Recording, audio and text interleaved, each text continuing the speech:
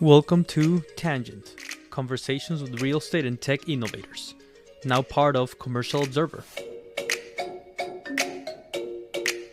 This is our first episode since the acquisition, and honestly, we couldn't be more grateful and excited. Over 5 years and 112 episodes later, none of this happens without the listeners, guests, and supporters who've been with us from the start. From Spencer Raskoff from Zillow, to Michael Rudin, to Steve Eisman from The Big Short, and Brendan Wallace from Fifth Wall, and countless of others that I couldn't be more grateful that they dedicated their time to come speak with us. Thank you. And a special thank you to our team and co-hosts, Zach Aarons, Jeffrey Berman, Shami Weisman, and Jamie Fratkin. The goal has always been to bring awareness to the great leaders, companies, and organizations solving problems in our buildings, our spaces, and cities for people, so that we can thrive, create, connect, and live more prosperous and fulfilling lives. And now, we have a much bigger platform to do it from. Commercial Observer is the leading real estate publication, covering the world and the investors, developers, operators, lenders, and brokers driving it for 17 years. With more access to the C-suite and decision makers in multifamily and residential, retail, office, and industrial sectors than anyone else in the space, digitally, and most importantly, in person. Being part of that means we're reaching a much bigger audience of real estate and tech leaders. In other news, we're at ICSC in Vegas this week. If you're there, come find us around the PropTech area or on the podcast stage. Among other interesting conversations, I'll be moderating a panel with 4 other podcasters. God help us all. The panel will have Ethan Chernovsky from Placer AI, Carly Yacono from CBRE, James Cook from JLL, and the one and only Chris Reza from DLC Management. We'll be going head-to-head on AI, real-time portfolio intelligence, PropTech platforms, and data transparency, and why podcasting or sharing your thoughts on social media or online is not such a complete waste of time for real estate and tech leaders. Today's episode is about AI in commercial real estate, and the timing couldn't be better. First American Data and Analytics and DealGround just released their commercial real estate industry pulse check, and the numbers are striking. 66% of commercial real estate professionals are using AI weekly or daily, but only 5% trust it enough to inform real deal decisions. Adoption is up, trust hasn't caught up yet, which makes what you're about to hear pretty interesting. I caught Don Tepman, aka StripMallGuy, on the red carpet at the Real Estate Gala, the annual event he co-hosts with Bob Knakal, the legendary New York City broker. Don was an AI skeptic. He'll tell you himself. There's a big difference between an amazing demo and a product you can actually use. Claude is what changed his mind. We also get into why in-person still matters in a relationship business and his honest take on why PropTech is hard.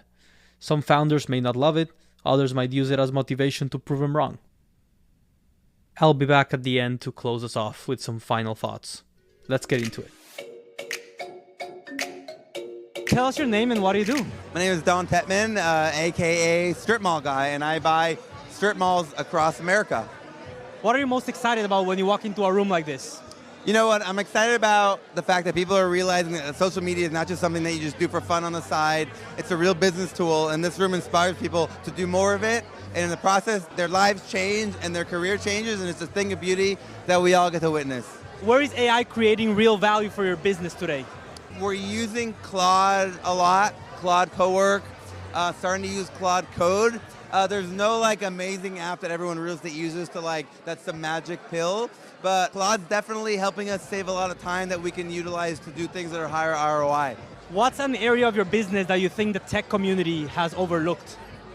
PropTech's hard because a lot of times the folks that are in real estate, if you go back to high school, right, the really, really good students, the engineers, don't really mingle as much with the cool kids who are the jocks and athletes. And so I feel like PropTech is the same way. A lot of companies out there who are doing PropTech don't have executives that are really real estate operators. I feel like more of them should start with, okay, what operator can I work with here and what problem should be solved for them, rather than coming from the outside and saying, okay, I'm not in real estate, but let me as a tech person figure out what needs to be solved. So that's why PropTech's kind of hard. What's an area of your business that will look very different in 1 to 2 years? I think the cold call might be going away, right? Wow. Yeah, so I mean, it's such a big part of people's business, but like nowadays, I mean, we're seeing it, folks just do not answer their phone at all unless they know the person, especially like the younger people. So like as time goes, I think unless they know you, they're just not going to answer. And other mediums, like we're FedExing people right now, old school, right, doing things because folks are just not answering the phones like they used to a few years ago. So what's the last tech solution you adopted and what problem are you hoping to solve? For us, it really is Claude.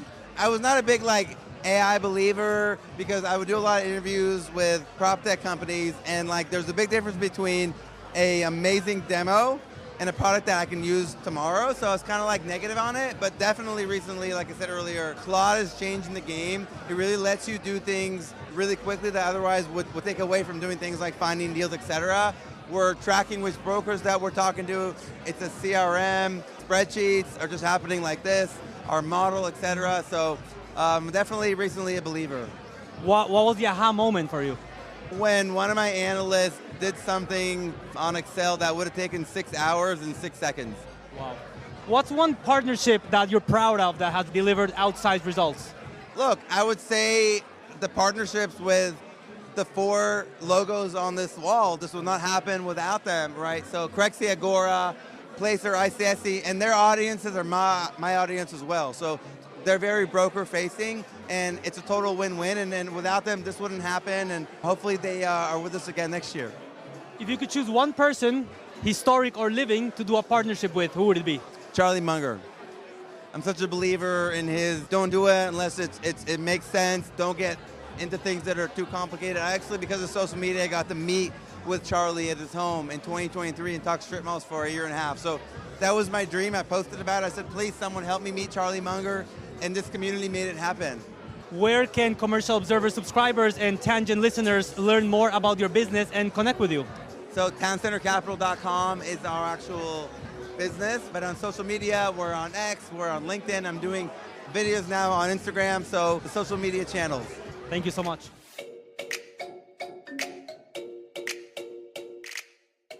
That's Don Tepman, StripMallGuy.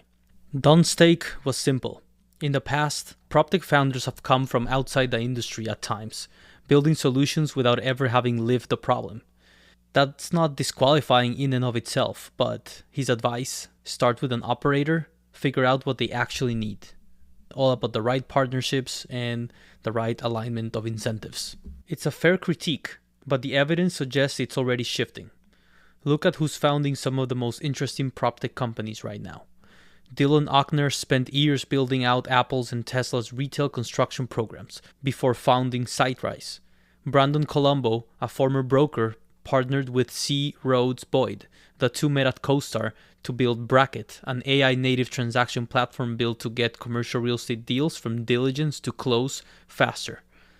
And then there's James Harris, 2 decades as one of LA's top residential brokers and 7 seasons on $1 Million Listing, founded Breezy.